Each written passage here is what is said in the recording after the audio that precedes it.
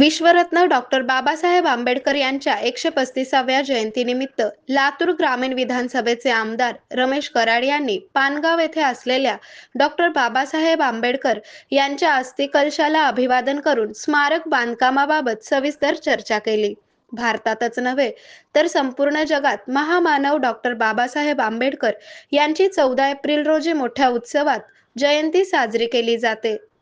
Doctor Babasaheb आंबेडकरांच्या पवित्र अस्थी पानगाव, तालुका रेणापूर येथे पवित्र अस्थी आहेत. याच अस्थी लातूर ग्रामीण विधानसभेचे आमदार रमेश कराड यांनी भेट देऊन या अस्थींची पुष्पांनी धुपांनी पूजा करून अभिवादन केले आणि स्मारक बांधकामाबाबत डॉक्टर बाबासाहेब आंबेडकर स्मारक ट्रस्टच्या सभासदांसोबत सविस्तर चर्चा केली.